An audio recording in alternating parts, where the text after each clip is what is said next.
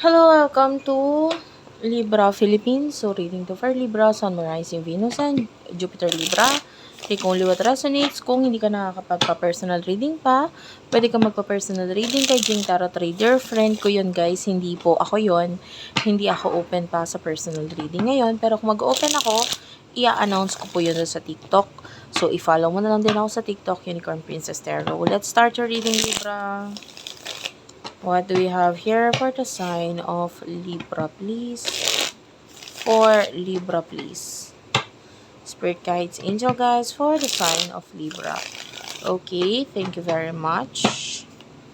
I-ano na natin, simulan na natin yung reading mo, Libra. You do have here the Seven of Swords in reverse and the Three of Swords in reverse. I feel like ngayon parang nakikita, I don't know ha, yung iba sa inyo, guys, nakaramdam ako ng cross-watcher, so this could be a cross-watcher energy. Or pwedeng ikaw to, okay? But the way I say this is that hindi ka na ngayon nasasaktan, nakaka-recover ka na with regards sa emotions mo sa iyong person. Nakikita natin na nalaman mo na yung totoo tungkol sa kanya.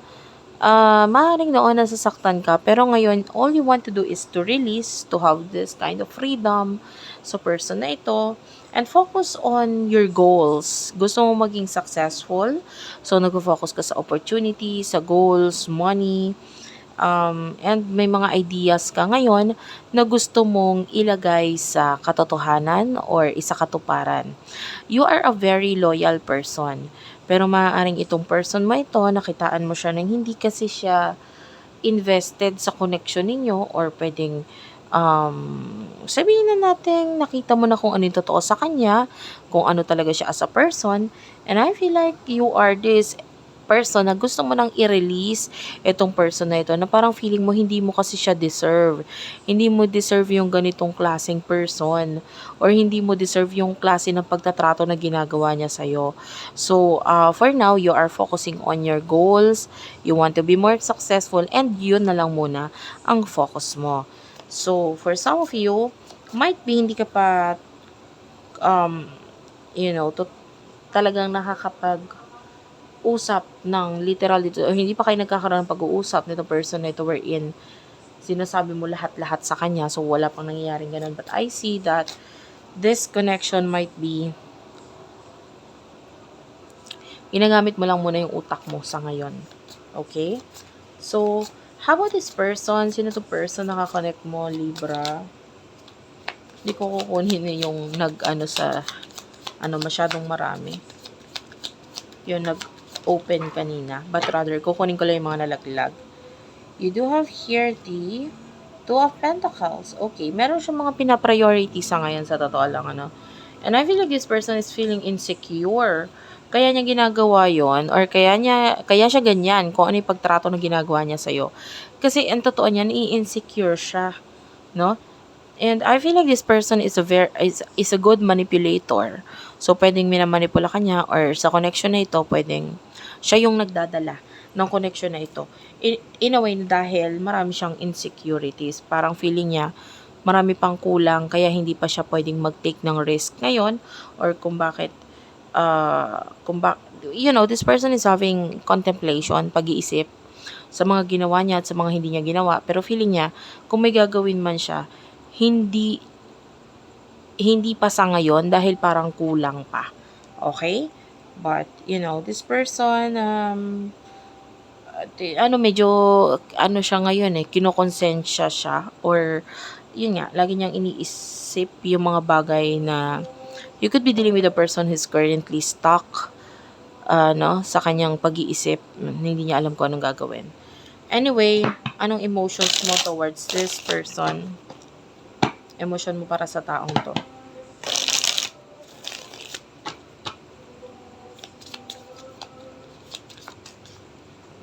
You do have here the Eight of Wands. Isip mo sa person na ito. Followed by the Chariot. This is Cancer energy. So, for some of you, nandun yung, your determination is towards your career. The Queen of Swords is at the bottom of the deck. So may mga pagbabago ngayon sa buhay mo na kailangan mo ng mga mabilisan na desisyon mo mismo, desisyon mo sa sarili mo. I feel like etong person na ito is wala sa isip mo ngayon or wala yung emotion mo para sa kanya.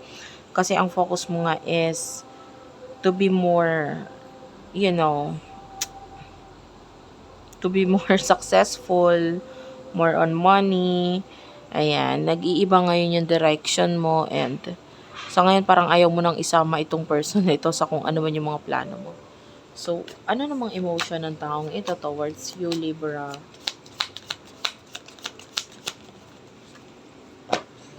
Okay, you do have here the Ten of Cups and it is in reverse. Sa ngayon, nakita tayo ng hindi nga siya matahimik, ano. This person is nararanasan niya yung mga epekto ng mga naging maling desisyon niya, especially with regards to family. So, may mga pagkakamali siyang desisyon or ginawa dito na ngayon na niya nararamdaman yung epekto. Pero parang kailangan niyang maging accountable, kailangan niyang, you know, ngayon medyo masyado siyang mahina. Nakikita niya yung kahinaan niya rin, no? And with regards sa emotion niya para sa'yo, pwedeng nagmamatigas pa rin siya. Pero part of this person is medyo naaawa siya sa kung ano yung sitwasyon mo. Pero yun nga lang kasi, medyo matigas kasi itong person na ito. Okay, what will happen in the future for you?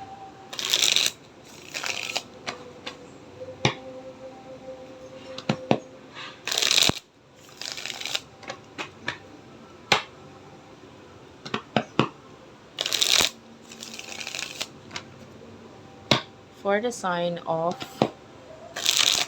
Libra, please, in the near future, for the sign of Libra.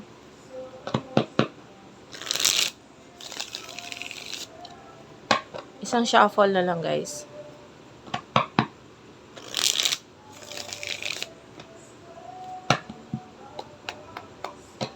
Okay. In the near future for Libra, you do have the Death card and it is in reverse.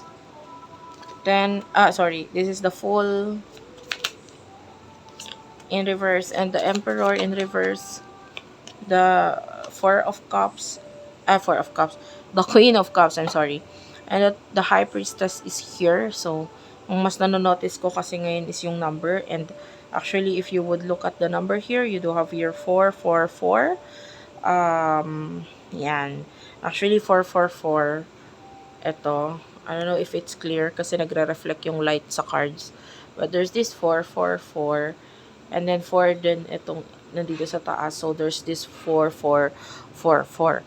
So, pwedeng lagi nagpapakita sa'yo yung numbers na yun. Like 4444 or 444. Ayan. Those are angel numbers. Whatever number is that is always showing up. No? Halimbawa, pagtingin mo sa relo, there's this number 44. This could be your angel number and you have to search that, no, kung ano yung meaning nun sa internet and kung ano yung pinaka makaka-resonate sa'yo doon sa meaning that could be the message for you. Okay? In the near future, I feel like you will be more, force. Nandun yung puwersa sa'yo. Mapipilitan kang gawin yung mga bagay na dapat mong gawin, na parang dati natatakot ka or nahihirapan ka, nahihiya kang gawin. And there's this like pagtulak sa'yo ng universe na gawin mo yung mga bagay na yon.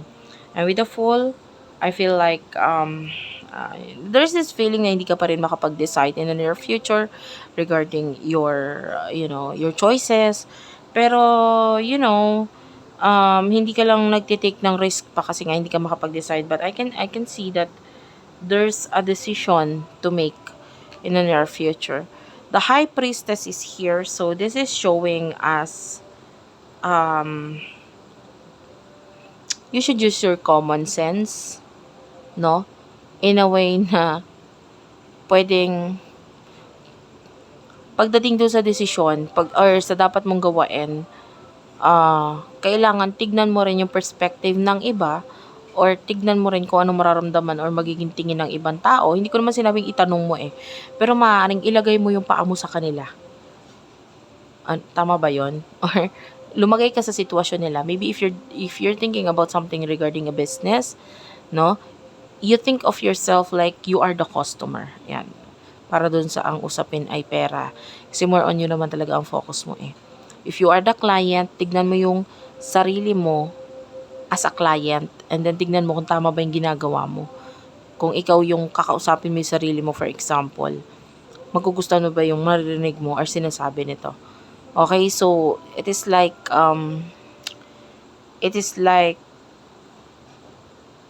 use your intuition. Use intuition, your common sense, para makapag-decide ka or yung dapat mong gawain dito sa bagay na to. And yeah, you need to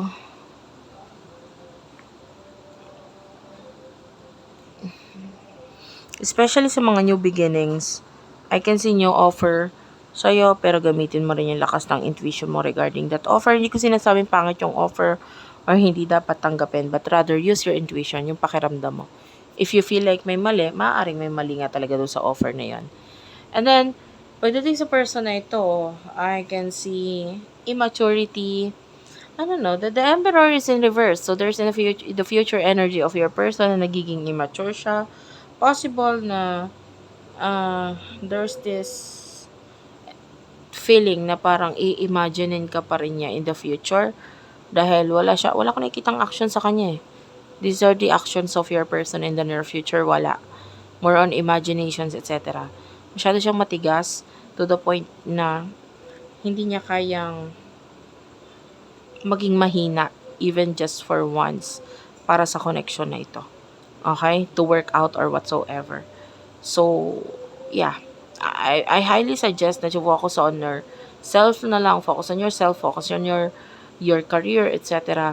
Kasi, mas magwo-work pa ito kaysa sa connection ninyong dalawa. Thank you for watching, guys. I love you all and bye-bye.